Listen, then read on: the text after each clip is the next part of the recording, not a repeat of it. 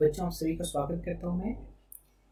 तो बहुत important topic है आज का। लिमिट्स एंड कॉन्टिन्यूटी में हम पढ़ने जा रहे हैं कॉन्टिन्यूटी कंपाउंड फंक्शंस में, जो पीसवाइज डिफाइंड फंक्शंस होते हैं, उनमें कैसे हम कॉन्टिन्यूटी की बात कर सकते हैं। तो बहुत ही ध्यान से बच्चों सुनिएगा। मैं अनिमेश हूँ, आप मुझे जाने के होंगे। तो जैसे एक एग्जाम्पल ले लीजिए बच्चों कि मान लो ऐसे फंक्शन डिफाइन किया हुआ है f(x = x + 1), x <= 1 है, जब x > 1 है तो 2 sin πx/2, और हमें बताना है इस f(x) कॉन्टिन्यूअस एट x = 1। हमसे पूछा गया है कि क्या x 1 पे कॉन्टिन्यूअस है, ये हमें बताना है। तो देखो, तो क्या तरीके होते हैं। इस क्वेश्चन को काफी लोग तो वर्बली भी कर सकते हैं कि देख रहे हैं लेफ्ट के x के लेफ्ट से 2 आ रहा है, x के राइट से भी 2 आ रहा है, लिमिटिंग वैल्यू 2, एग्जैक्ट वैल्यू 2, बात खत्म। जो बच्चे ऐसे नहीं कर पा रहे उनके लिए भी तरीका है, तो हम सारे तरीके सीख लेते हैं। तो क्या रास्ता है? एक रास्ता है डायरेक्ट रिप्लेसमेंट। तो फ्रॉड जैसा तरीका है, लेकिन कॉम्पिटिटिव एग्जाम में काम कर जाएगा। बोर्ड में आप ऐसे नहीं कर सकते, बोर्ड में तो प्रॉपर तरीके से करना पड़ेगा, उसका भी तरीका बताऊंगा। पहले अगर कॉम्पिटिटिव एग्जाम में सिर्फ आंसर चाहिए तो फटाफट ऐसे कर सकते हैं डायरेक्ट रिप्लेसमेंट। डायरेक्ट रिप्लेसमेंट में करना क्या होता है, नाम के अनुसार जो लेफ्ट हैंड लिमिट होती है वो उसके लिए क्या करते हैं, for left hand limit put left hand limit at x = a। किसी भी पॉइंट पर अगर आपको लेफ्ट हैंड लिमिट चाहिए, तो आप x = a पुट कर दो लेफ्ट हैंड साइड की डेफिनेशन। अगर वैल्यू जो i है वो फाइनाइट है, वो ढंग की है, तो वही आपकी लेफ्ट हैंड लिमिट है। अगर वैल्यू फाइनाइट नहीं आती है तो हमें दूसरा वाला मेथड, फॉर्मूला मेथड यूज करना चाहिए। ठीक है बच्चों, ध्यान से समझिए, मैंने नोट करिए इसको, ध्यान से समझिए कि डायरेक्ट रिप्लेसमेंट सिंपल क्वेश्चंस पे काम करता है। तो सिंपल जो क्वेश्चन होते हैं, सीधा वैल्यू डालो, बात खत्म। तो अगर क्वेश्चन सिंपल सा है, ठीक है, क्वेश्चन सिंपल सा है, जैसे कि ये क्वेश्चन हमें जो दिख रहा है इसको सिंपल बोल सकते हैं, पाई है नहीं। तो क्वेश्चन अगर सिंपल सा है तो सीधे वैल्यू डाल सकते हैं। लेफ्ट हैंड लिमिट के लिए लेफ्ट हैंड साइड की डेफिनेशन से, राइट हैंड लिमिट के लिए राइट हैंड साइड की डेफिनेशन से सीधे वैल्यू डाल सकते हैं अगर क्वेश्चन सिंपल सा है तो।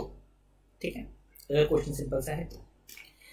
लेकिन अगर वैल्यू डालने से सीधा आंसर नहीं आता, इसका मतलब ये नहीं है कि आपका आंसर गलत है, इसका मतलब ये कि तरीका फ्रॉड है। सही तरीके से करिए। सही तरीका क्या है, फॉर्मूला मेथड। समझाओ इसका मतलब आपको। जैसे कि मान लो एग्जाम्पल के लिए, जैसे कि ये क्वेश्चन है आपका x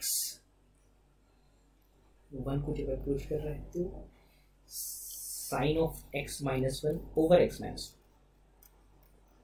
लेस देन 1। ठीक है, और कुछ और है x > 1 पे कुछ और, जैसे कि मान लो ये क्वेश्चन। ठीक है, अभी हम अपने क्वेश्चन पर आएंगे, पहले दूसरा क्वेश्चन देखते हैं। मान लो ये होता है, अब अगर for left hand limit at x = 1, अगर आपने साइन ऑफ 1 - 1 ओवर 1 - 1 किया होता तो 0/0 आ गया होता, बहुत बड़ी गड़बड़ हो जाती। इसका मतलब ये नहीं है मेरे बच्चे कि ये लेफ्ट हैंड लिमिट में गड़बड़ है। इसका मतलब ये है कि our process was wrong, do not use formula method. Formula method कौन सा है, अभी पढ़ेंगे, इसको इस्तेमाल मत करो, फॉर्मूला है। तो मैं फिर से आपको समझाता हूं कि डायरेक्ट रिप्लेसमेंट फेल होने का मतलब ये नहीं है कि आपका आंसर फेल हो गया। डायरेक्ट रिप्लेसमेंट एक जुगाड़ वाला तरीका है। अगर जुगाड़ वाला तरीका फेल हो रहा है, इसका मतलब ये नहीं है कि आपका आंसर फेल हो गया है, इसका मतलब ये कि तरीका फेल हो गया है। सही तरीके से करिए। हाँ, अगला जो मेथड है ना बच्चे, फॉर्मूला मेथड, जो हम सीखने वाले इसके बाद, अगला जो मेथड है फॉर्मूला मेथड है, तो उससे भी आंसर नहीं आता तो आप बोलोगे कि ठीक है आंसर है ही नहीं। लेकिन डायरेक्ट रिप्लेसमेंट से अगर आंसर नहीं आता है, इसका आप ये नहीं बोल सकते कि आंसर में प्रॉब्लम है, आपका तरीका फ्रॉड है, इसलिए आप आंसर के बारे में जजमेंट नहीं ले सकते। हाँ, आंसर अगर सही सा आता है तो आप एक्सेप्ट कर लेंगे, लेकिन नेगेटिव आंसर से एक्सेप्ट नहीं करते हैं डायरेक्ट रिप्लेसमेंट से। अब ये बात आपको समझ आ गई होगी। और राइट हैंड लिमिट के लिए क्या करना है, यहीं पर कर सकते हैं। राइट हैंड लिमिट के लिए दोबारा लिखेंगे, यहीं पे चेंज कर लिए। राइट हैंड लिमिट के लिए एक्स टू ए डालो किसमें, राइट हैंड साइड की डेफिनेशन में। वैल्यू फाइनाइट आती है तो वही आपकी राइट हैंड लिमिट है, वैल्यू फाइनाइट नहीं आती इसका मतलब तरीका गलत है, सही तरीके से करो। तो इस पर्टिकुलर क्वेश्चन में तो मेरे प्यारे बच्चे, इस पर्टिकुलर क्वेश्चन में तो देखो आपके सामने जो क्वेश्चन है, देख लो क्वेश्चन देख लिया आपने, हम सीधा आंसर लिखेंगे। लेफ्ट हैंड साइड से देखो, लेफ्ट हैंड साइड की डेफिनेशन में आपको 1 पे चेक करना है ना, तो लेफ्ट हैंड साइड की डेफिनेशन में 1 डालो, कितना आता है 2, फाइनाइट। राइट हैंड साइड की डेफिनेशन में 1 डालो, कितना आता है 2, फाइनाइट। तो लेफ्ट हैंड साइड की डेफिनेशन भी फाइनाइट आंसर देती है, राइट हैंड साइड की डेफिनेशन भी फाइनाइट आंसर देती है। तो एलएचएल आरएचएल सीधा डायरेक्ट रिप्लेसमेंट से इस क्वेश्चन में तो फाइंड किया जा सकता है। एलएचएल आरएचएल डायरेक्ट रिप्लेसमेंट से इस क्वेश्चन में तो फाइंड किया जा सकता है, क्योंकि इस क्वेश्चन में दोनों से हमारा जो आंसर आता है ना बिल्कुल ठीक आता है। ठीक है, in this problem in example 1, left hand limit at x equal to 1 is equal to 2, right hand limit at x equal to 1 is equal to 2। और जरा एग्जाम्पल 1 एक बार दोबारा आखिरी बार देख लीजिए कि एग्जैक्ट वैल्यू 1 क्या है। एग्जैक्ट 1 डालने पे क्या देखो ऊपर वाले में जाएगा ना, तो एफ ऑफ 1 भी 2 ही है, राइट। तो एग्जैक्ट 1 बच्चों, एग्जैक्ट 1 2 है। तो LHL at x equal to 1 is equal to RHL at x equal to 1 is equal to f of 1. Therefore, function is continuous at x equal to 1. समझ आ गई बात? बच्चे समझ आ गई?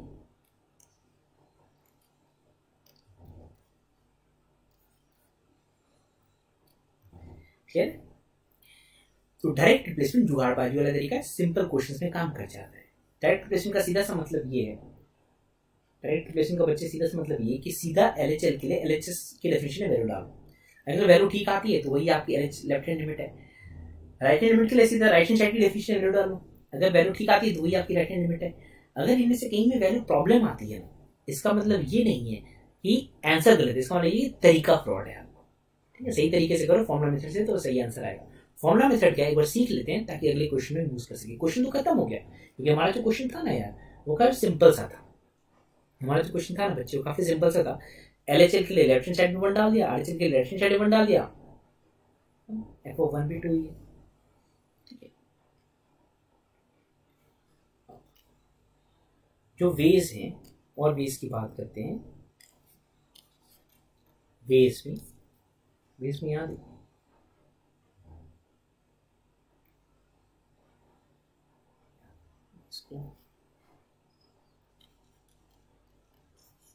नंबर 1 बोला डायरेक्ट रिप्लेसमेंट, और भी तो है ना ये फॉर्मूला, ये सबसे वर्सेटाइल है। मतलब इससे जो आंसर आएगा ना वो फाइनल एंड बाइंडिंग है, उसको कोई क्वेश्चन नहीं कर सकता। इसका तरीका क्या होता है, बहुत ही फंडामेंटल तरीका है कि left hand limit at x equal to A अगर आपको फाइंड करना है तो आप क्या करिए, अगर आपको एक्स इक्वल टू ए पर लेफ्ट हैंड लिमिट फाइंड करना है तो आप क्या करिए, एक्स को ए माइनस एच डाल दीजिए और एच को 0 अप्रोच करा दीजिए। आपको मेरे बच्चों राइट हैंड लिमिट फाइंड करना है एट एक्स इक्वल टू ए, तो आप ए को डाल दीजिए, एक्स को डाल दीजिए ए प्लस एच और एच को 0 अप्रोच करा दीजिए और आगे सॉल्व कर लीजिए। करके देख ले, सिंपल क्वेश्चन है, सिंपल क्वेश्चन सीख लेंगे तो मुश्किल क्वेश्चन में आसानी होगी ना। तो यहाँ पर हमारे इन एग्जाम्पल नंबर 1 में जो left hand limit at x equal to 1 है वो क्या है, लिमिट एच अप्रोचेस 0, एक्स को क्या क्वेश्चन अगर आप देखना नोट कर लो बच्चों, नोट करेंगे तभी तो आगे समझ आएगा। नोट करिए, ये जल्दीबाजी कुछ है नहीं, अब काफी लंबा चलना आपके साथ।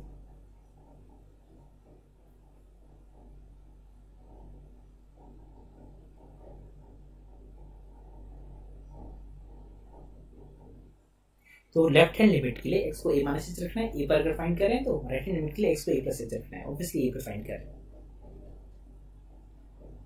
बाकी आगे तो लिमिट को सॉल्व करना हमने सीखा ही है।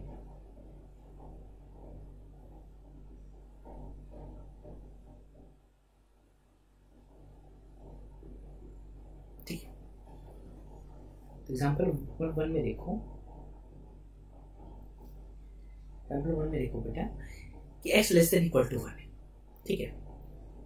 तो आप लेफ्ट हैंड लिमिट फाइंड कर रहे हो 1 पे, तो x को क्या डालोगे 1 माइनस एच, x को क्या डालोगे बच्चे 1 माइनस एच, x को जब 1 माइनस एच डालेंगे, x को जब 1 माइनस एच डालेंगे तो लिमिट h अप्रोचेस 0, x की जगह 1 माइनस एच और x प्लस 1 था। तो आपको समझ आ रहा है, मैंने x की जगह 1 माइनस एच रखा है, x की जगह 1 माइनस एच, बाकी x प्लस 1 था, x की जगह 1 माइनस एच रख दिया। जब h 0 को अप्रोच कर रहा है तो कहां अप्रोच करेगा ये 2 को। राइट हैंड लिमिट के लिए, right hand limit at x equal to 1, limit h approaches 0, क्या था वो 2 sin पाई x बाई 2 था, तो x की जगह क्या डाल देंगे आप 1 प्लस एच, x की जगह बच्चे क्या डाल देंगे, मैं x की जगह लेफ्ट हैंड लिमिट में 1 माइनस एच, यहाँ x की जगह राइट हैंड लिमिट में 1 प्लस एच, क्योंकि आप 1 पे फाइंड कर रहे हो। कोई प्रॉब्लम ही नहीं यार, ये डिटरमिनेट फॉर्म है, तो आपका आंसर 2 है। तो ये प्रॉपर तरीका एलएचएल आरएचएल फाइंड करने का। इस तरीके से जो आंसर आएगा ना वो फाइनल एंड बाइंडिंग होगा, इसको कोई क्वेश्चन नहीं कर सकते, ठीक है। अब f ऑफ 1 तो भाई 2 ही है, फंक्शन तो कॉन्टिन्यूअस है, वो तो हम वेरीफाई कर ही चुके हैं, राइट। तो आपने लिख लिया होगा, इस पार्ट को जल्दी से कंप्लीट कर लिखना, फिर हम समराइज कर लेते हैं कि क्या तरीका होता है, क्या जनरली तरीका होता है ये पता करने का। कंपाउंड फंक्शन है कि फंक्शन कॉन्टिन्यूअस है या कॉन्टिन्यूअस।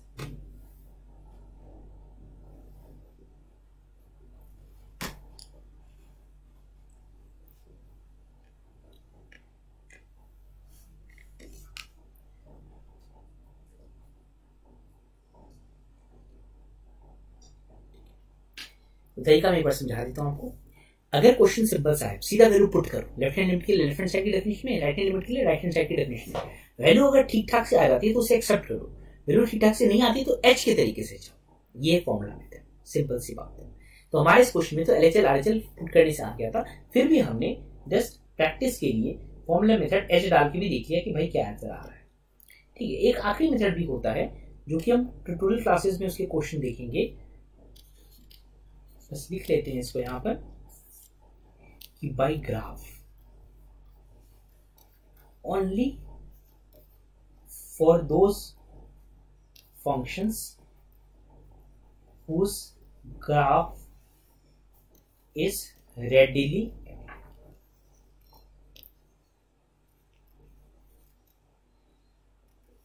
सिर्फ उन क्वेश्चन में आप उसे यूज करेंगे जिनमें ग्राफ फटाफट से आसानी से फाइंड किया जा सकता है, जैसे कि ग्रेटेस्ट इंटीजर टाइप में जहां फंक्शन बहुत बार टूटता है। जनरली हम ये रास्ते से नहीं जाते, लेकिन ग्रेटेस्ट इंटीजर के कुछ क्वेश्चन आप देखोगे कि हम करेंगे। इसको इतना ज्यादा सोचने की जरूरत नहीं है। ट्यूटोरियल क्लासेस जो क्वेश्चन हमारे सामने आएगा ना तो आराम से हम इसको समझ सकते हैं कि क्या चल रहा है, ठीक है बच्चों। अब से एक सिंपल क्वेश्चन कर लिया, अब थोड़ा बेटर क्वेश्चन की तरफ चलते हैं।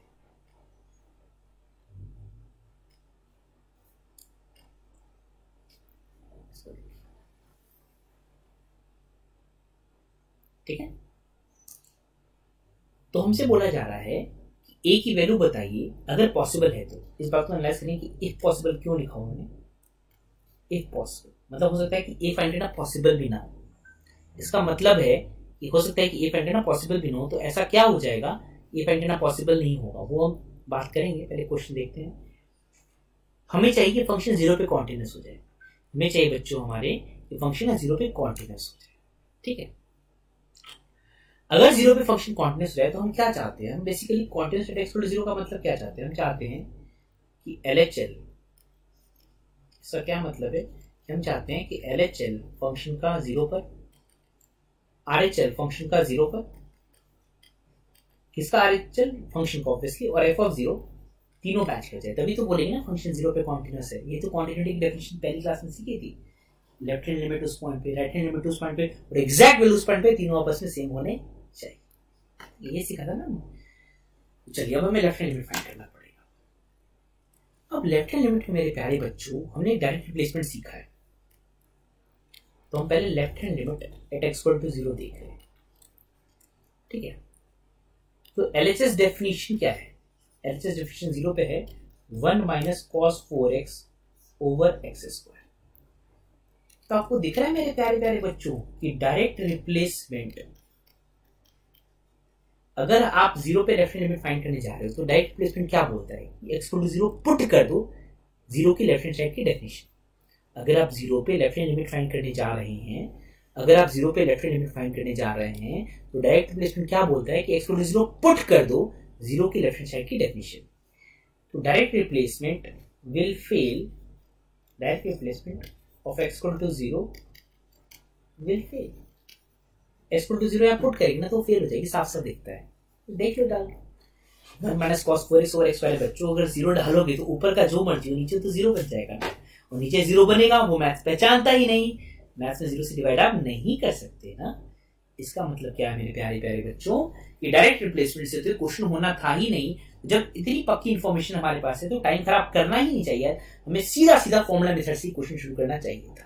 तो धीरे धीरे जब हमारी मैच्योरिटी बढ़ेगी ना तो हम समझ आ जाएगा, हमें क्वेश्चन पकड़ना समझ में आ जाएगा किन क्वेश्चंस में हमें डायरेक्ट रिप्लेसमेंट ट्राई करना ही नहीं चाहिए था, क्योंकि टाइम वेस्ट होता हमारा। ठीक है, ये वैसा एक क्वेश्चन था। अगर नहीं समझ आएगा तो थोड़ा टाइम वेस्ट होगा, लेकिन रियलाइज तो हो ही जाएगा ना देर सवेर, भाई डायरेक्ट रिप्लेसमेंट तो यहाँ पर नहीं कर सकते थे। क्यों नहीं कर सकते? जीरो डालो नीचे, डाल पा रहे हो क्या? नहीं डाल पाओगे। तो कैसे करना चाहिए सर? फॉर्मूले से, यूजिंग फॉर्मूला मेथड। अब फॉर्मूला मेथड यूज करना है। तो for left hand limit at x equal to zero हमें एक्स को क्या पुट करना पड़ेगा? Zero minus H. X equal to zero left hand limit, zero पे लेफ्ट हैंड लिमिट के लिए हमें एक्स को जीरो माइनस एच पुट करना पड़ेगा। ठीक है, तो जरा फाइंड करते हैं वैल्यू। लेफ्ट हैंड साइड की डेफिनेशन मेरे बच्चों को दिख रही होगी ना। तो left hand limit at x equal to zero क्या हो जाएगा? Limit h approaches zero, x की जगह माइनस एच आ जाएगा, one minus cos four into minus H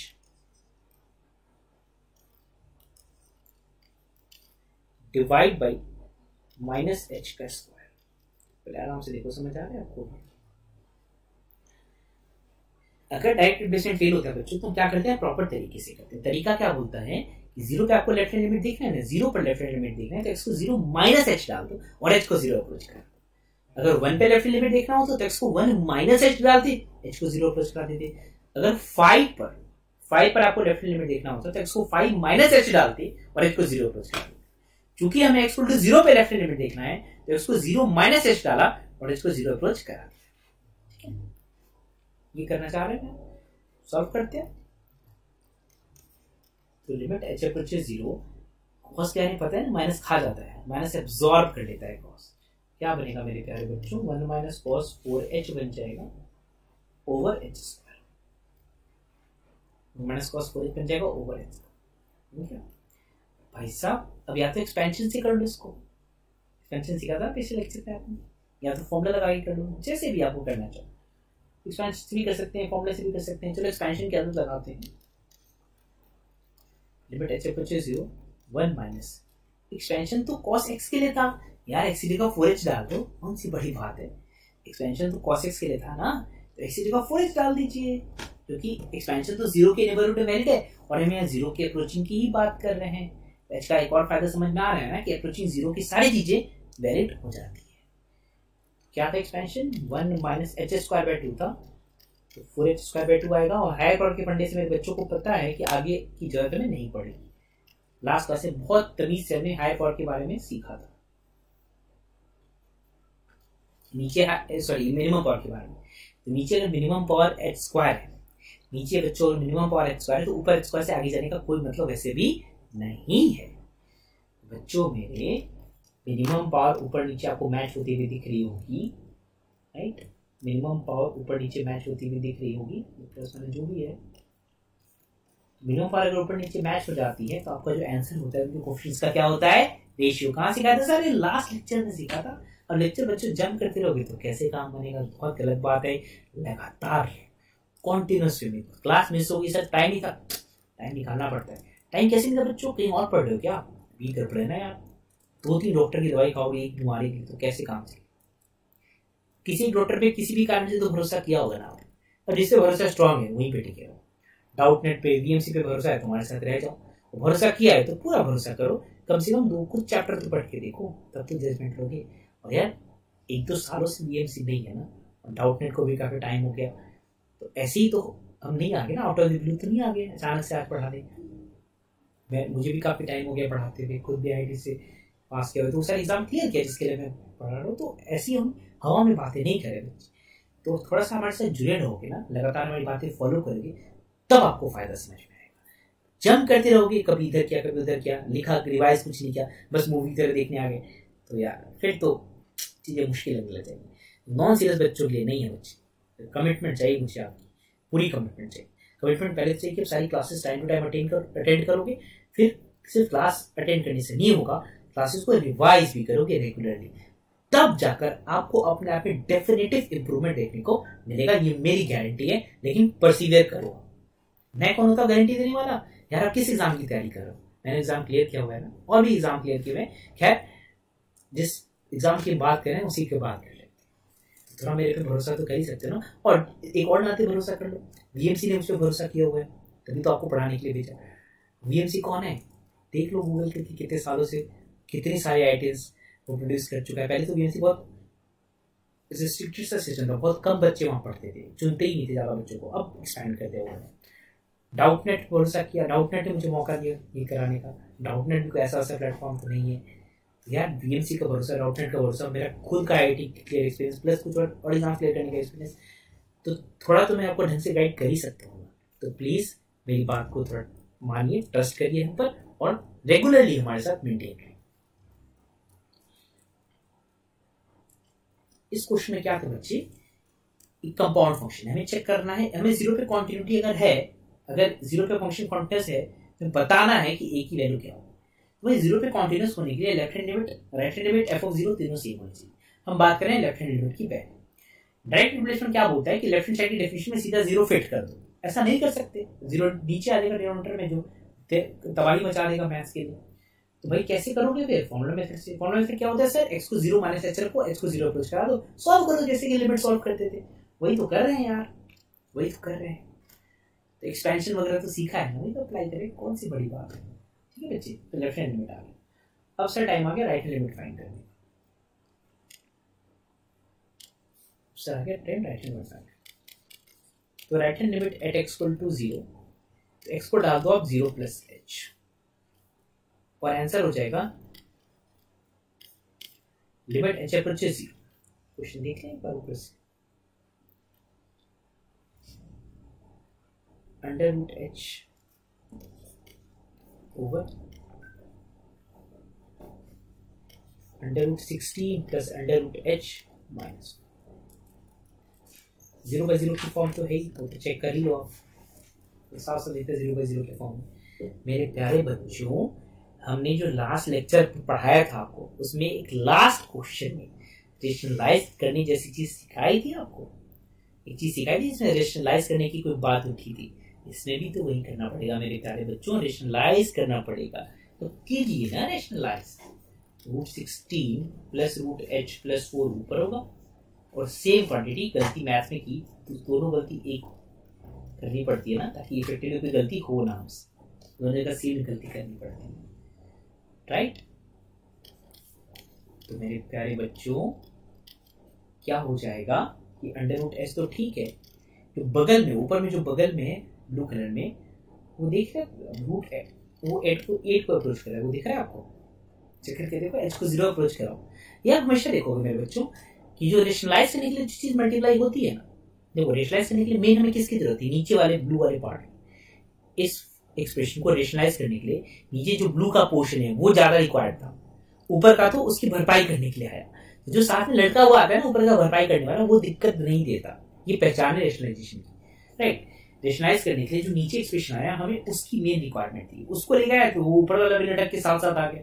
जो लटक के साथ साथ आता है ना, वो हमारे प्रॉब्लम क्रिएट नहीं करता है, ये पहचान होती है, ठीक है। तो मेरे बच्चों अब देखिए, a माइनस बी और a प्लस बी का फॉर्मूला लगाएंगे, a minus b a plus b का फॉर्मूला लगाएंगे तो a square minus b square हो जाएगा, right. a square minus b square हो जाएगा, तो लगाओ ना, इसको माइनस बी स्क्वायर नहीं लगा सकते आप। 16 प्लस रूट h माइनस 16 गया, यार ये तो थोड़ा सिंपल सा बन गया, बनना भी चाहिए था सर, इतना मुश्किल क्वेश्चन थोड़ी होता है अगर हम ढंग से पढ़ाई करते हैं तो।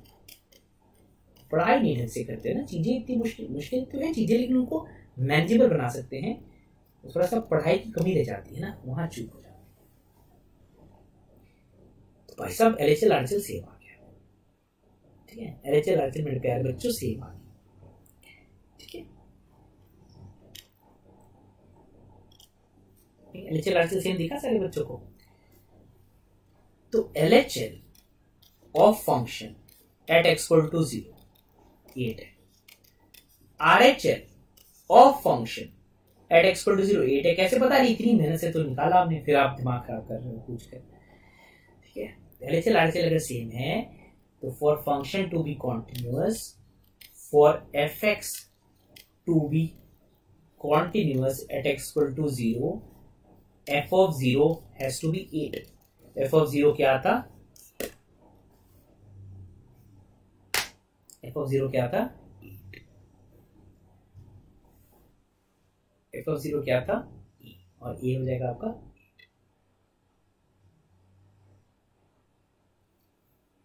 f of 0 a ना, a 8 हो जाएगा। तो बच्चों मेरे, हमने पूरा क्वेश्चन तो कर दिया, लेकिन इफ पॉसिबल वाले का अभी तक आंसर नहीं दिया है। चलिए पहले आप नोट कर लीजिए, दिक्कत होती है आपसे, नोट कर लीजिए। तो मैं समझा देता हूँ मैंने क्या किया। मैंने LHL फाइंड किया, RHL फाइंड किया 0 पर फंक्शन का।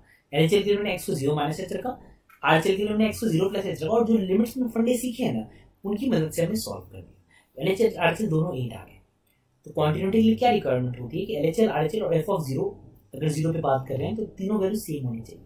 LHL RHL तो सेम है, f of 0 को भी सेम बना दो, 24 डन, फंक्शन कॉन्टिन्यूअस हो गया। यही तो चाहिए था हमसे। लेकिन जरा सोच के देखो, लिखना हो गया बच्चों का मेरे, जरा सोच के देखिए मेरे प्यारे प्यारे बच्चों कि अगर LHL RHL ही सेम नहीं आते, अगर LHL RHL में ही आपस में मतभेद होता, LHL RHL ही आपस में डिस्क्रिपेंसी होती, मान लो LHL 4 होता, RHL 8 होता, LHL 4 होता, RHL 8 होता, 4 और 8, तो LHL RHL ही अगर सेम नहीं होते तो f of 0 कुछ भी कर देते, फंक्शन कॉन्टिन्यूअस होता क्या? नहीं होता ना, क्योंकि LHL RHL अगर सेम नहीं होते तो लिमिट एग्जिस्ट ही नहीं करता, और अगर लिमिट एग्जिस्ट नहीं करता तो फंक्शन कॉन्टिन्यूअस होने की तो बात होती ही नहीं ना। अगर लिमिट एग्जिस्ट नहीं करता तो फंक्शन की कॉन्टिन्यूटी की तो बात उठती ही नहीं, ठीक है। तो अच्छे से समझ लीजिएगा इस बात को। अभी हम इसका फॉर्मलाइज भी करेंगे। जो एक पॉसिबल था ना, यहाँ पर एक पॉसिबल था, तो इसके बारे में हम लिख सकते हैं यहाँ पर, इफ LHL RHL नहीं है, अगर LHL RHL नहीं होता तो A would not be possible।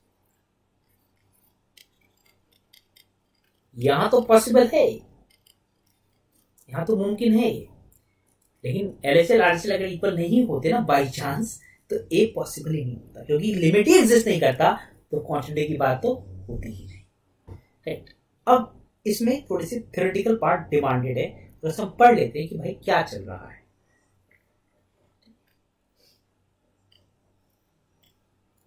बच्चे पढ़ लेते हैं क्या चल रहा है। तो टाइप्स ऑफ डिसकंटिन्यूटी के बारे में थोड़ी जानकारी हमारी होनी चाहिए।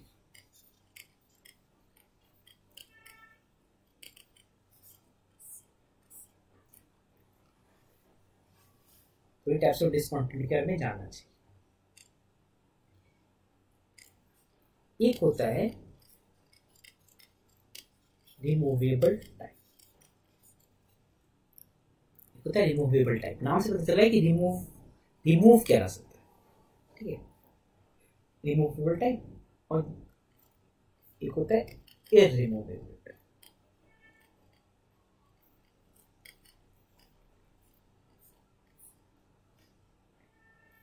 इसमें दो ब्रांचेस होते हैं, एक होता है टाइप 1, एक होता है टाइप 2। तो ये जो टाइप दिए हुए ना बच्चों, ये मेरे बनाए हुए टाइप्स नहीं है, फॉर्मल एग्जाम में लिखा सकता है कि this is type 1 discontinuity, this is type 2 discontinuity. तो अच्छे से नोमेनक्लेचर्स को आप याद कर लीजिए। तो मैं समरी बताता हूँ और आपको एक एक करके एग्जाम्पल से भी समझा दूंगा कि क्या क्या हो सकता है इसमें। तो मेरे बच्चों रिमूवेबल टाइप उसको बोलते हैं, रिमूवेबल टाइप उसको बोलते हैं जिसमें LHL और LHL आपस में सेम है किसी पॉइंट पे हमेशा बात होती है कॉन्टिन्यूटी वगैरह की। तो LHL RHL अगर हमेशा सेम है, LHL RHL अगर सेम है तो, और वो f ऑफ a की इक्वल नहीं,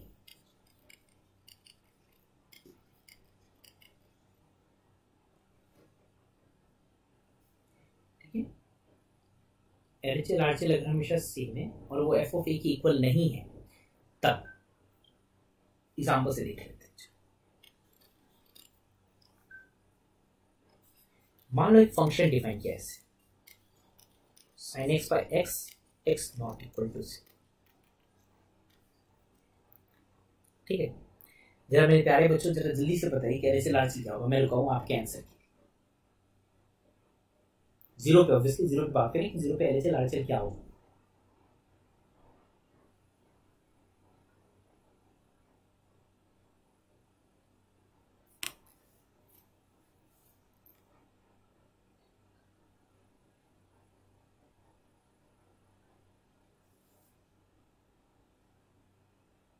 निकल गया,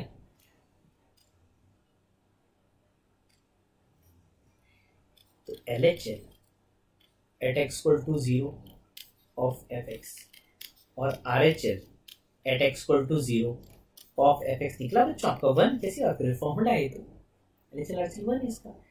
लेकिन f of 0, तो अगर f of 0 को रीअसाइन कर दिया गया, अगर f of 0 को दोबारा डिफाइन किया जा सके, ऐसा पॉसिबल हो कि f of 0 को फिर से डिफाइन किया जा सके, तो फंक्शन कॉन्टिन्यूअस हो जाएगा ना। if f of 0 is redefined as f of 0 is equal to 1, then discontinuity is removed, discontinuity remove हो गई, इसलिए रिमूवेबल डिस्कंटिन्यूटी हमारे हाथ में था। देखो LHL RHL आपस में सेम नहीं, आपस में सेम थे, LHL RHL आपस में सेम थे लेकिन एग्जैक्ट वैल्यू सेम नहीं। LHL RHL आपस में सेम थे लेकिन एग्जैक्ट वैल्यू सेम नहीं, तो एग्जैक्ट वैल्यू को दोबारा डिफाइन किया जा सका तो फंक्शन ठीक हो गया, कॉन्टिन्यूअस हो गया, ठीक है। तो मैं इस रिमूवेबल, इस पे टाइप 1 टाइप 2 पे भी आऊंगा। रिमूवेबल पे मैं पहले इस जगह को मैं यूज करता हूँ, मैं रिमूवेबल को ही समझने के, ठीक है, इस पार्ट में बात ना होगा बच्चों। मेरे जैसे कोई और ग्राफिकल एग्जांपल लेते हैं,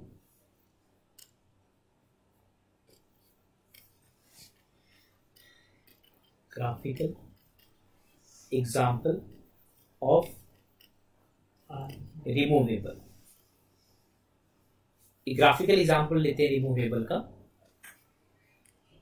तो जैसे ये क्वेश्चन है,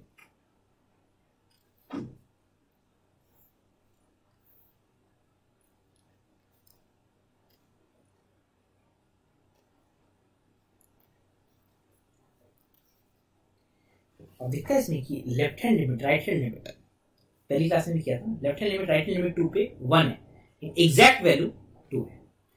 तो उस बिंदु को, जो ऊपर बिंदु, उसको उठा के अगर उस खाली जगह में डाल दिया जाए, उस बिंदु को मेरे बच्चे खाली जगह में उठा के डाल दिया जाए, तो फंक्शन में जो ब्रेक है वो ब्रेक खत्म हो जाएगा ना।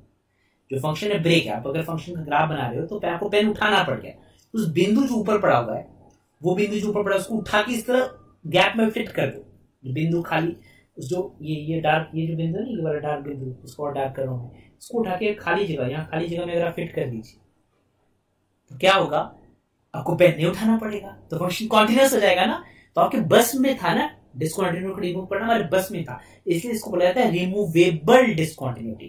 कि भाई कोई तरीका है फंक्शन को ठीक करने का, कि फंक्शन में टूटापन तो है, ब्रेक तो है फंक्शन में, लेकिन अगर वैल्यू को रीडिफाइन कर दिया गया ना तो ब्रेक खत्म हो सकता है, फंक्शन में सब कुछ बढ़िया हो सकता है। इसलिए रिमूवेबल डिस्कंटिन्यूटी, आखिरी बार रिपीट कर रहे हैं कि LHL RHL सेम होंगे, एफ ऑफ एग्जैक्ट वैल्यू को रीडिफाइन करके उनके इक्वल किया जा सके तो उसको बोलते हैं रिमूवेबल डिस्कंटिन्यूटी।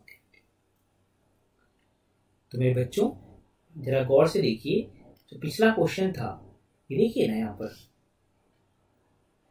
पिछला क्वेश्चन था, इसमें आपने देखा ना कि LHL RHL 8 आ गया था, LHL RHL 8 आ गया था, बस f(0) चुनना था। तो रिमूवेबल डिस्कंटिन्यूटी थी ना यहाँ पर, LHL RHL तो सेम आ ही रखे थे, एग्जैक्ट वैल्यू सही वाली चुन ली, हमें परमिशन दी थी चुनने की, तो हमने भाई 8 चुन ली, तो फंक्शन में सब कुछ बढ़िया हो गया। सर अभी कंप्लीट नहीं किया टॉपिक आपने, क्योंकि हमने इरिमूवेबल के टाइप 1 टाइप 2 का कोई जिक्र अभी तक किया नहीं। चलिए कंप्लीट कर लेते हैं इस बात को बच्चों। अब बात करते हैं हम इरिमूवेबल टाइप। इरिमूवेबल मतलब कुछ बहुत बड़ी प्रॉब्लम है जो बात चीज से सुलझाई नहीं जा सकती। तो इसमें भी दो कैटेगरी में बांटा जाता है, टाइप 1 टाइप 2। और मैं पहले आपको बता चुका हूं मेरे प्यारे बच्चों कि टाइप 1 टाइप 2 का जो नाम है ना वो फॉर्मल है, मतलब एग्जाम में लिखा हुआ आ सकता है, ये मेरा बनाया हुआ टाइप 1 या बीएमसी का बनाया हुआ टाइप 1 टाइप 2 नहीं।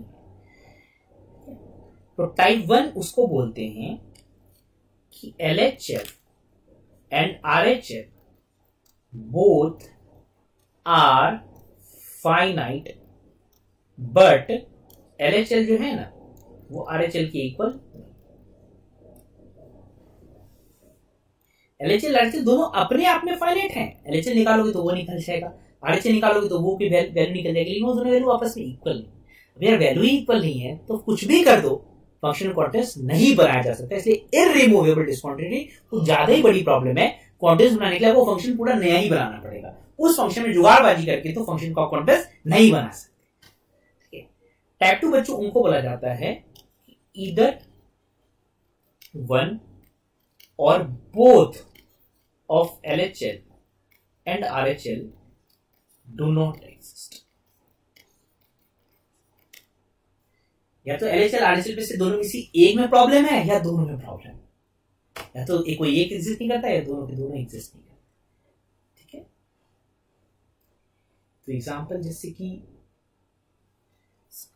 ग्राफ से अगर आपको दिखाऊं, ग्राफ से मेरे बच्चों को दिखाऊं तो इसमें क्या है कि जैसे LHL कहीं है, RHL कहीं है, चेक कर लो, कहीं भी फर्क नहीं पड़ता, कह रहे 1 या 2। भाई साहब कुछ ज्यादा ही बड़ी प्रॉब्लम है, LHL 2 RHL 1, तो फंक्शन को जोड़ने के लिए पूरा फंक्शन ही तोड़ना पड़ेगा, जोड़ा नहीं जा सकता, इसलिए इररिमूवेबल डिस्कंटिन्यूटी। अब बात करते हैं टाइप 2 की। टाइप 2 में क्या है, किसी एक में प्रॉब्लम हो या दोनों में प्रॉब्लम हो, मतलब एग्जिस्ट ना करे। तो मान लो कोई एक किसी पॉइंट पे चलाते हैं और दूसरा कुछ अजीब सा बिहेव कर रहा है, दूसरा कुछ तो LHL क्या है 2, LHL इस वैल्यू को 3 बोल दो, 2 पे जो LHL है आपका वो 3 है, RHL क्या है इंफिनिटी। इसमें LHL क्या है, LHL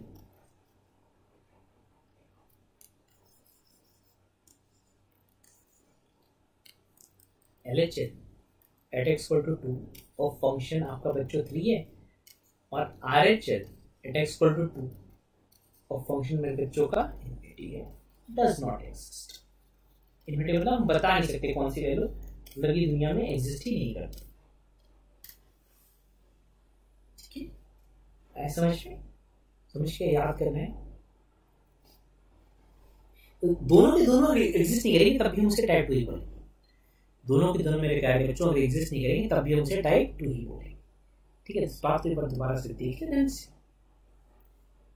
लिखने के टाइम दे दूंगा मैं वापस में।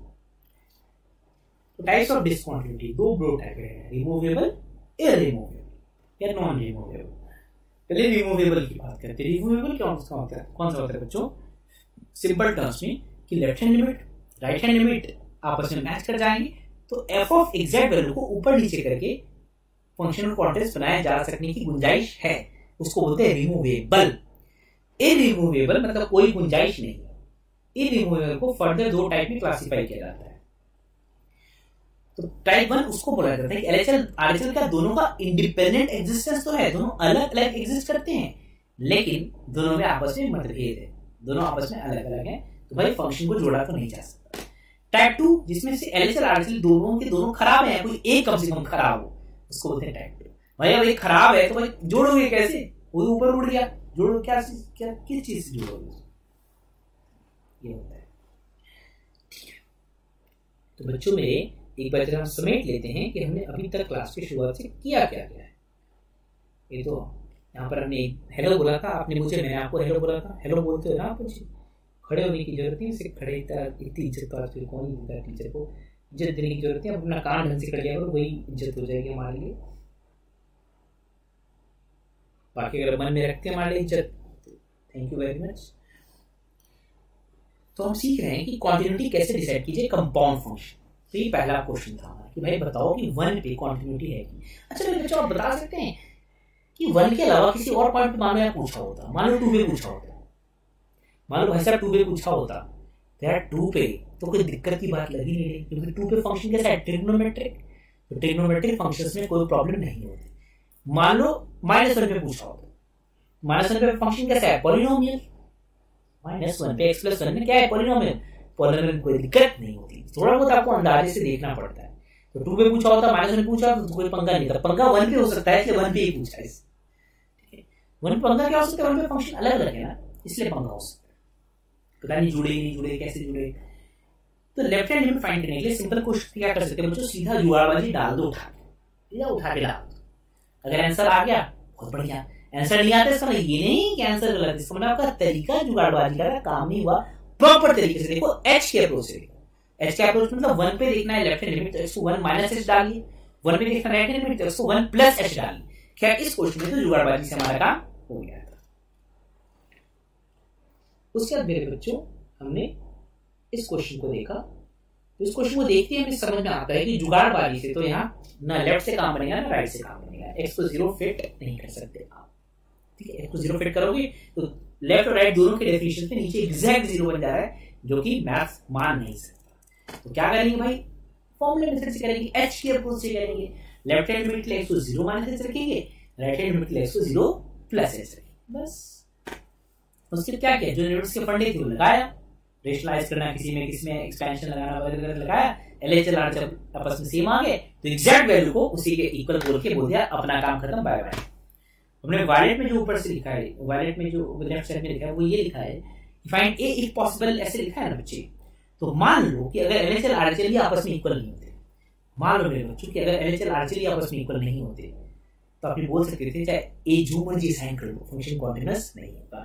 तो no such value is possible, हमारा आंसर होता है नॉट दिस, जो कि इस केस में नहीं है।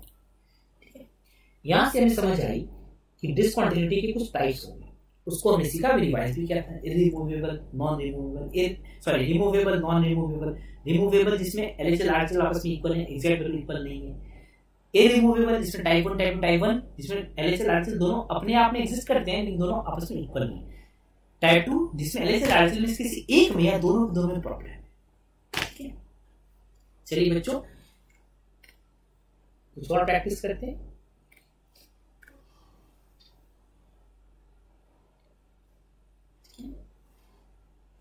दिख रहा है क्वेश्चन मेरे बच्चों को ये?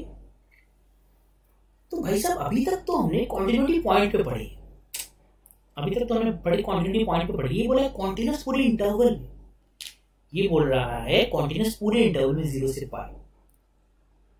तो 0 से पाई में 3 टाइप के नंबर्स है, 0 से पाई में बच्चों 3 टाइप के नंबर्स। बहुत जरूरी इस बात को समझना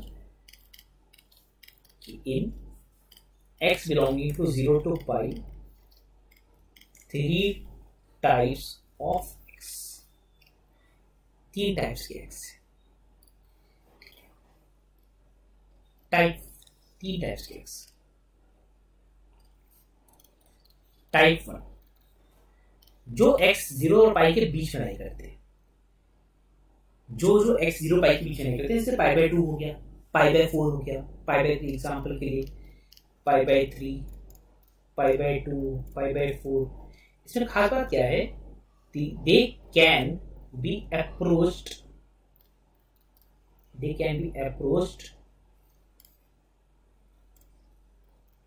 from both sides. So LHL and RHL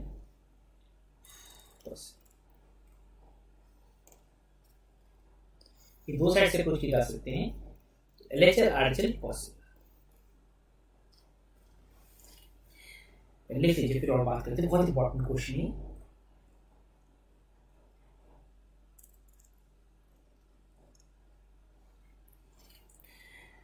तो अभी तक हमने कॉन्टिन्यूटी पॉइंट पे बात की, ठीक है बच्चे, अभी तक हमने कॉन्टिन्यूटी कैपेसिटी पॉइंट पे बात की है। इस क्वेश्चन में कॉन्टिन्यूटी पूरे इंटरवल में पूछी जा रही है। मतलब पता है आपको क्या है? इंटरवल के हर एक पॉइंट पर आपको इंश्योर करना है कि फंक्शन कॉन्टिन्यूअस। मैं रिपीट करता हूं, अभी तक हमसे कॉन्टिन्यूटी सिर्फ पॉइंट पे पूछी गई, इस क्वेश्चन में कॉन्टिन्यूटी से इंटरवल में पूछ रहे हैं। इसका मतलब पता है क्या बच्चों आपको? इंटरवल के हर एक पॉइंट पर, इंटरवल के हर एक पॉइंट पे आपको इंश्योर करना है कि फंक्शन कॉन्टिन्यूअस है। तो इंटरवल के जब हर एक पॉइंट पे आपको इंश्योर करना है फंक्शन कॉन्टिन्यूअस है, तो इंटरवल में तीन टाइप के पॉइंट्स। पहला टाइप का पॉइंट जो बीच में 0 पाई के, जिसको लेफ्ट और राइट दोनों साइड से अप्रोच किया जा सकता है, ठीक है। बाकी टाइप्स में फिर और बातें करते हैं। Type 2 x = 0। अब सोचो ना, 0 आपको दिख रहा है, 0 को किस साइड से अप्रोच कर सकते हो? सिर्फ राइट से। 0 के लेफ्ट में तो दुनिया ही नहीं है। आप देखो ना गौर से मेरे बच्चों, कि जो आपका क्वेश्चन है वो 0 से पाई में बात कर रहा है, 0 से पाई। तो 0 के लेफ्ट में क्या हो रहा है उसको कोई फर्क ही नहीं पड़ता। 0 के लेफ्ट में क्या हो रहा है उसकी दुनिया ही नहीं है, उसको कोई लेना देना ही नहीं है इस बात से कि 0 के लेफ्ट में हो क्या रहा है, ठीक है बच्चे। तो आप समझने की कोशिश करिए कि 0 can be approached only from 0 को आप सिर्फ राइट से अप्रोच कर सकते हो। 0 को मेरे बच्चों आप सिर्फ राइट से अप्रोच कर सकते हो। तो RHL only can be, आप सिर्फ RHL ही फाइंड कर सकते हो। तो पता है क्या सीख रहे हैं? इस टॉपिक को नाम दे सकते हैं, तो नाम दे देते हैं, अच्छा रहेगा आगे रिकॉल करने के लिए। कॉन्टिन्यूटी इन एन इंटरवल सीख रहे हैं कुछ। इंटरवल में कॉन्टिन्यूटी की बात कैसे की जाती है? हमने तो जो पॉइंट सिखाया था, हम देख रहे हैं इंटरवल में कॉन्टिन्यूटी की बात कैसे की जाती है। तो 0 को सिर्फ राइट से अप्रोच कर सकते हैं हम, 0 पे सिर्फ राइट लिमिट फाइंड कर सकते हैं, क्योंकि LHL at x = 0 is not in domain. और मेरे बच्चों, हमने लास्ट लेक्चर में सीखा है ना कि जहां डोमेन नहीं होता वहां कोई बात कर ही नहीं सकते। तो 0 के लेफ्ट में इसकी दुनिया ही नहीं है, तो LHL पहचानता ही नहीं है, हम सिर्फ RHL फर्क करेंगे बस। तो फॉर कॉन्टिन्यूटी at x = 0, अब 0 पे कॉन्टिन्यूटी के लिए जनरली क्या होता है? LHL RHL F0 तीनों चेक करते हैं। रिपीट करता हूं, 0 पे कॉन्टिन्यूटी के लिए LHL RHL F0 तीनों इंश्योर किए जाते हैं कि इक्वल है। लेकिन यहां पर LHL तो है ही नहीं, लेकिन यहां पर 0 पे LHL तो है ही नहीं। तो 0 पे कॉन्टिन्यूटी के लिए सिर्फ राइट हैंड लिमिट चेक किया जाएगा फंक्शन का, और वो मैच किया जाएगा क्या वो F0 से मैच करता है या नहीं करता है। राइट बच्चे, अब देखिए इसको समझिए होंगे आप, उनको समझने में दिक्कत हो रही है, उनको टाइप 3 से तो समझ आ ही जाएगा कि भाई साहब 0 पे क्या हो रहा था। नोट करिए इसको जल्दी से।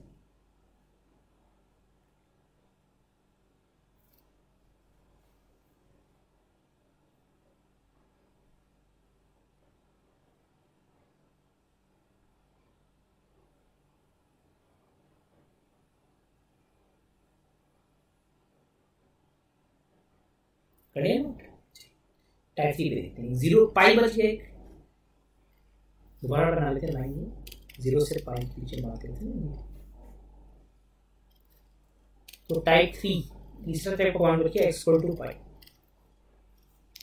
तो पाई कैन बी अप्रोच्ड, या इतनी लंबी कहानी की जगह मैं सीधा ऐसा लिखूं कि LHL at x = pi fx is equal to f of y for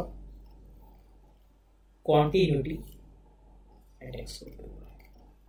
Since RHL at x = pi of fx is not in domain. मेरे प्यारे बच्चों जरा समझने की कोशिश करिए ना, 0 से पाई में जब आप बात करें 0 से पाई में, तो पाई के दाहिने में, पाई के राइट में क्या हो रहा है ये तो आपको पता ही नहीं है, क्योंकि आपकी दुनिया से 0 से पाई में सिमटी हुई है। 0 से पाई में कहीं बैठ के ऐसे नजर घुमा रहे हैं आप, तो आप पाई के उधर क्या हो रहा है वो तो देख ही नहीं सकते। पाई के राइट साइड से पाई को अप्रोच कैसे कर सकते हैं आप? एक ऐसी दीवार है, एक ऐसी इतनी विशालकाय दीवार है, इसको क्रॉस ही नहीं कर सकते। तो पाई की दीवार क्रॉस करके जब उधर जा ही नहीं सकते राइट हैंड साइड में, लेटरल इन्वर्जन से राइट लेफ्ट दिख रहा होगा, लेकिन आप समझिए ना, यहाँ नंबर 10 पे देखिए, पाई की भयंकर से ऐसी बड़ी सी दीवार खड़ी कर दी है, बड़ी सी दीवार साइड में दिखाते हैं, बड़ी सी दीवार खड़ी कर दी पाई पे। उस दीवार को क्रॉस करके जा ही नहीं सकते, तो उधर से अप्रोच कैसे करेंगे पाई को?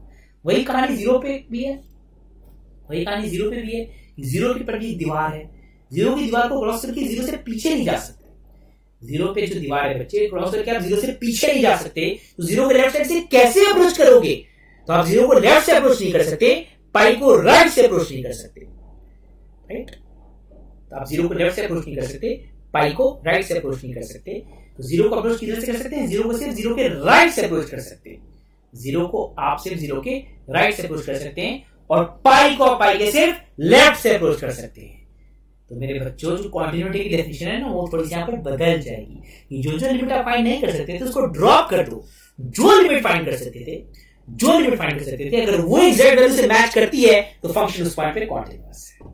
जो लिमिट आप फाइंड कर सकते हैं बच्चे मेरे, वो अगर एग्जैक्ट वैल्यू से मैच करती है तो फंक्शन उस पॉइंट पे कॉन्टिन्यूअस है। जो नहीं आ रहा बाहर में जाए, हमें उससे फर्क नहीं पड़ता, राइट? तो सिंपल सा लॉजिक है कि डोमेन जहां नहीं होता ना, वहां बात नहीं कर सकते। जहां डोमेन नहीं होता मेरे बच्चों, वहां बात करने की परमिशन हमें नहीं होती है। तो हम आखिरी बार इस बात को रिपीट करते हैं कि 0 से पाई में 3 तरीके के पॉइंट्स हैं। एक बीच वाले पॉइंट्स, नॉर्मल पॉइंट्स, तीनों कंपेयर होंगी। एक 0 जिसके लेफ्ट से अप्रोच नहीं किया जा सकता, एक पाई जिसके राइट से अप्रोच नहीं किया जा सकता। तो जिधर से अप्रोच किया जा सकता है उधर से अप्रोच कर लो, एग्जैक्ट वैल्यू से मैच करो और कॉन्टिन्यूटी क्या है बता दो। That's it. ठीक है, ये कॉन्टिन्यूटी इन एन इंटरवल। अच्छे से आप समझ लीजिएगा इन बातों को मेरे बच्चों। तो समझने के बाद ये तो थ्योरेटिकल बातें थी, अब हम प्रैक्टिकल क्वेश्चन पे आते हैं।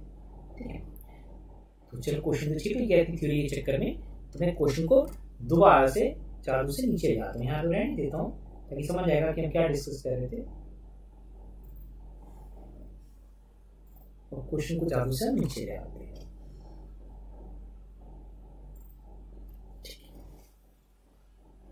ठीक है सर, समझ आ गया? अब आप क्या बोल रहे हो? क्वेश्चन करके दिखा दो। बहुत बातें हो तो क्वेश्चन पे आते हैं।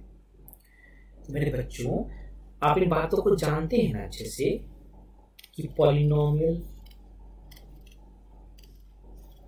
Functions are continuous, trigonometric functions are continuous in their domain. अपने अपने डोमेन में से 10x का जो डोमेन है, जहां 10x से पेन उठाना पड़ता है, 10x से पेन कहां होता है? पाई बाय 2 पेन होता है, तो भैया पाई बाय 2 तो डोमेन पे ही नहीं। तो 10x के बड़ा इंटरेस्टिंग वो जल्दी सुन लेते हैं। 10x का ग्राफ को याद है? 10x के बारे में आपसे पूछा रहेगा ना कि 10x की डिसकंटिन्यूटी के पॉइंट्स बताओ, तो पता है क्या बोलेंगे? हम बोलेंगे 10x की डिसकंटिन्यूअस है ही नहीं, क्योंकि 10x में जहां पेन उठाना पड़ रहा है, 10x का ग्राफ तो याद है मेरे प्यारे बच्चों को? 10x का ग्राफ भूल गए क्या? 10x का ग्राफ यहाँ जो पेन उठाना पड़ा ना इस पॉइंट पे, पाई बाय 2 वाले पॉइंट पे, इस पे डोमेन ही नहीं है। तो जहां डोमेन नहीं है वहां कॉन्टिन्यूटी की बात नहीं कर सकते। तो जहां जहां फंक्शन टूटा है वहां डोमेन नहीं है, तो वहां बात करने की हालत में है ही नहीं। तो जहां बात करने की हालत में वहां तो पेन नहीं उठा रहा है, वहां तो फंक्शन कॉन्टिन्यूअस है। तो एक सही सा आंसर ये होगा कि 10x is continuous in its domain, cot x is continuous in its domain, cosec x and secant x are continuous in their domains। जहां पेन उठाना पड़ रहा है उन सारे में, tan cot cos x sec में, sin cos में तो पेन नहीं उठाना पड़ता, उन चारों में जहां पेन उठाना पड़ रहा है वहां डोमेन ही नहीं है उनका। तो जहां डोमेन नहीं है वहां बात कैसे कर रहे हो आप? फिर भी जबरदस्ती अगर पूछेंगे बताओ पाई बाय 2 पे क्या है, बताओ पाई बाय 2 पे क्या है, तो बोल देंगे भैया डिस्कंटिन्यूअस है। ये थोड़ा डाउटफुल केस है, तो आईआईटी खुद ही डाउट्स से क्लियर रहता है, वो कोड केस में नहीं पढ़ना सकता। तो आप इन जनरेटर में मत पढ़ो, सिंपल सी बात समझ लो कि हर ट्रिग्नोमेट्रिक फंक्शन अपने अपने डोमेन में कॉन्टिन्यूअस होता है। तो वैसा पॉलिनोमियल फंक्शन कॉन्टिन्यूअस हमेशा होते हैं, ट्रिगो फंक्शन अपने डोमेन में कॉन्टिन्यूअस होते हैं। तो इस क्वेश्चन में पॉलिनोमियल और ट्रिगो ही तो है, और कॉन्टिन्यूअस प्लस कॉन्टिन्यूअस कॉन्टिन्यूअस आता है, कॉन्टिन्यूअस और कॉन्टिन्यूअस मल्टीप्लाई करो तो कॉन्टिन्यूअस आता है। क्या फायदा इन बातों का मेरे बच्चों? देखिए ना, x प्लस ए रूट 2 साइन एक्स है, तो x अगर कॉन्टिन्यूअस है, साइन कॉन्टिन्यूअस है, तो उनका सम कॉन्टिन्यूअस। नीचे देखो मिडिल वाले में 2x cot x, तो x continuous cot x continuous, उनका प्रोडक्ट कॉन्टिन्यूअस। लास्ट वाले देखिए a cos 2x minus b sin x, तो cos 2x continuous, sin x continuous, cos 2x minus sin x भी कॉन्टिन्यूअस। इसका मतलब मेरे प्यारे प्यारे बच्चों, हम ये बोल सकते हैं ना, कि इंटरवल्स के दौरान तो फंक्शंस कॉन्टिन्यूअस है, with in intervals all pieces, जितने अलग अलग पीसेस हैं वो कॉन्टिन्यूअस है। तो प्रॉब्लम कहां हो सकती है भाई, समस्या क्या हो सकती है? Discontinuity can only occur eight junctions here. इस क्वेश्चन से हमेशा जनरलाइज करके बात नहीं करें, इस क्वेश्चन की बात करें। अब देखिए ना, इस क्वेश्चन के सारे पीसेस को देखिए, 3 पीसेस आपको सामने दिख रहे हैं स्क्रीन पे ऊपर में। उन तीनों पीसेस मेरे बच्चों कॉन्टिन्यूअस ऐड हो रहे हैं, कॉन्टिन्यूअस मल्टीप्लाई हो रहे हैं, कॉन्टिन्यूअस सब्ट्रैक्ट हो रहे हैं, वही सब कॉन्टिन्यूअस ही आएगा ना। तो पीसेस अपने आप में तो कॉन्टिन्यूअस है, तो जो डिसकॉन्टिन्यूटी हो सकती है, डिसकॉन्टिन्यूटी का जो पोटेंशियल है वो कहां पर है? जंक्शंस पे है, जैसे π/4 पे, π/2 पे। That is at x = π/4 and x = π/2। तो डिसकॉन्टिन्यूटी का जो हमें शक है ना, जो डाउट है हमें कि डिसकॉन्टिन्यूटी हो सकती है, वो कहां हो सकती है? π/4 पे और π/2 पे, क्योंकि वो दोनों जंक्शन पॉइंट्स हैं। बच्चों अब जरा क्वेश्चन को फिर से देखिए आखिरी बार। तो क्वेश्चन क्या कहना चाहता है? क्वेश्चन कहना चाहता है कि भाई फंक्शन कॉन्टिन्यूअस है, फंक्शन इज कॉन्टिन्यूअस। इस बात को अगर सही करना है, ये तो बोल दिया उसने, हवा में बोल दिया बिना देखी, अब बोल बचा लो भाई, बोल दिया मैंने बचा लो भाई, बचा ले भाई, बोल तो दिया मैंने, प्रॉमिस कर दिया फंक्शन कॉन्टिन्यूअस है।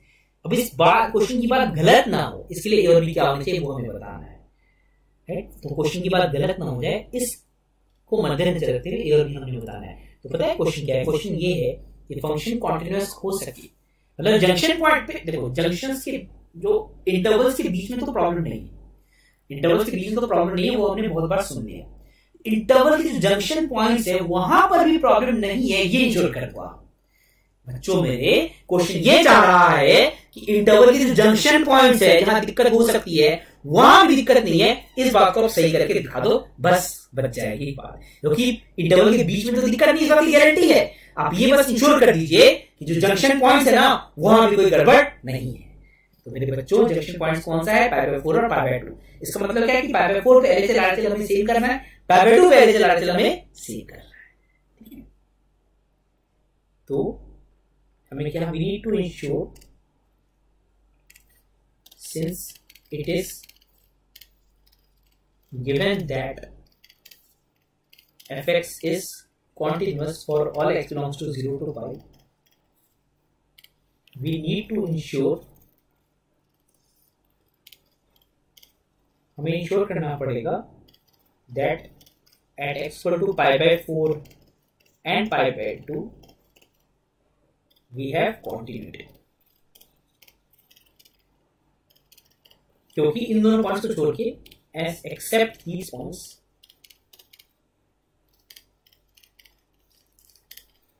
there is no doubt.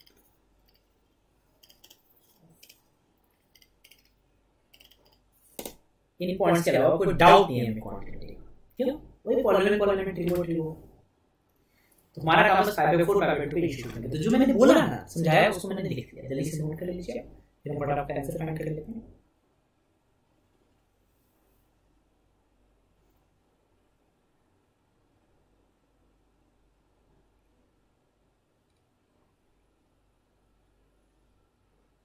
हो गया, मैंने फटाफट कुछ नोट करना।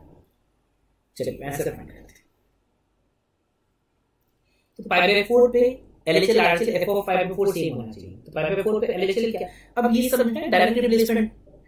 आपको लेफ्ट हैंड लिमिट चाहिए ना, तो लेफ्ट हैंड साइड की डेफिनेशन में π/4 डाल दो।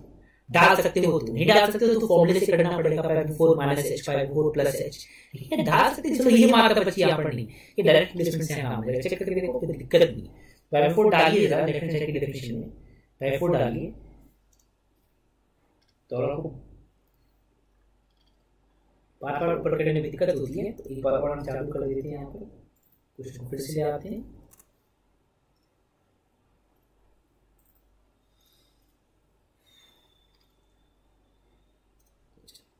पाई पे 4 दे देंगे।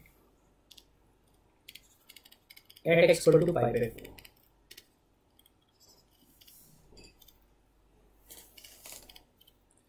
एलएच क्या है?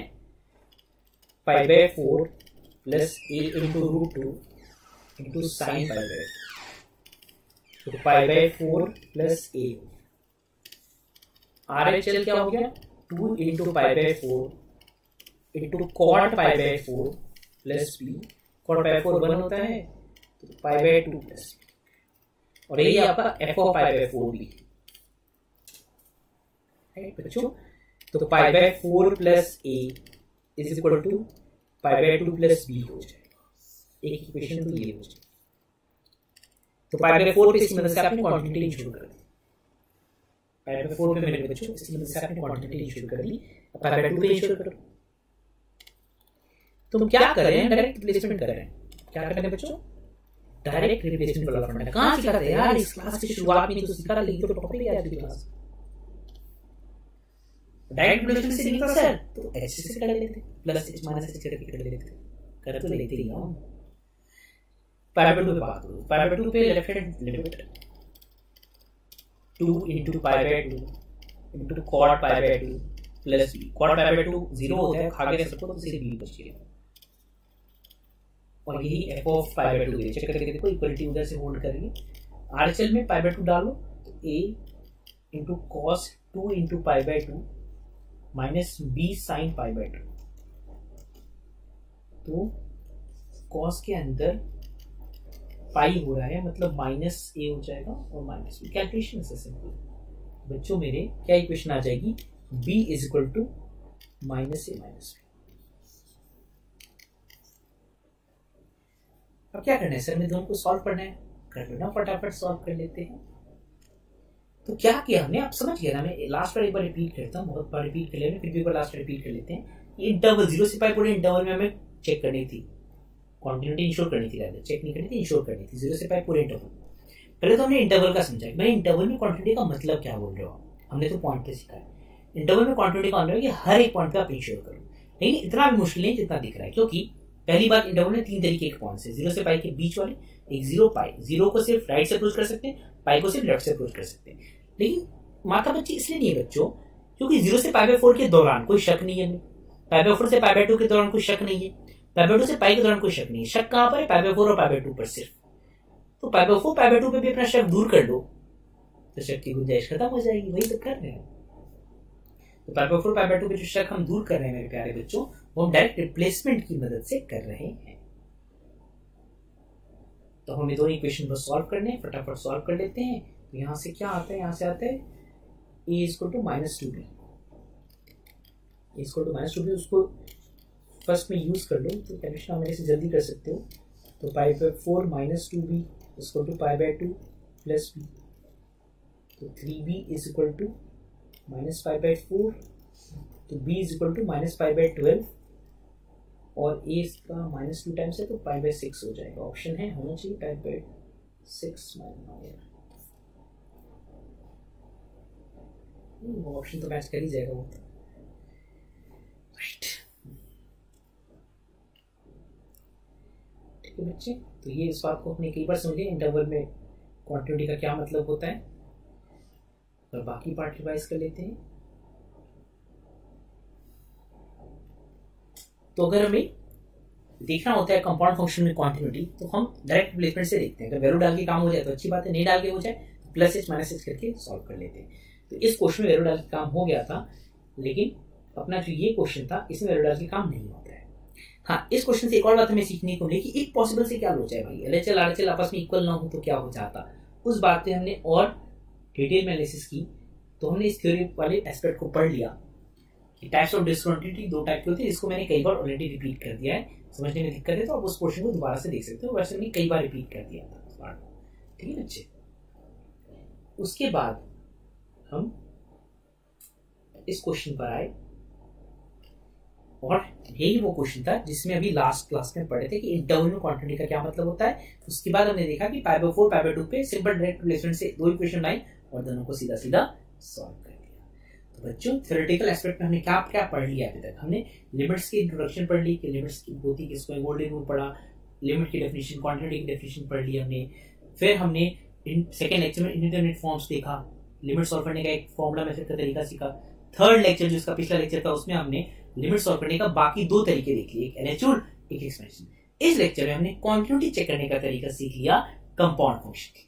ठीक है बच्चों, जो बाकी चैप्टर के क्वेश्चंस बच गए वो आगे आने वाले लेक्चर्स और जो कॉन्करेंट ट्यूटोरियल चल रहे हैं उसमें हम कवर कर लेंगे। तो हमारे साथ जुड़े रहिएगा ताकि कंटिन्यूअस में जुड़े रहिएगा ताकि चैप्टर आपको पूरी तरीके से समझ आए और आपका भरोसा हमारी तरफ बढ़ता चले।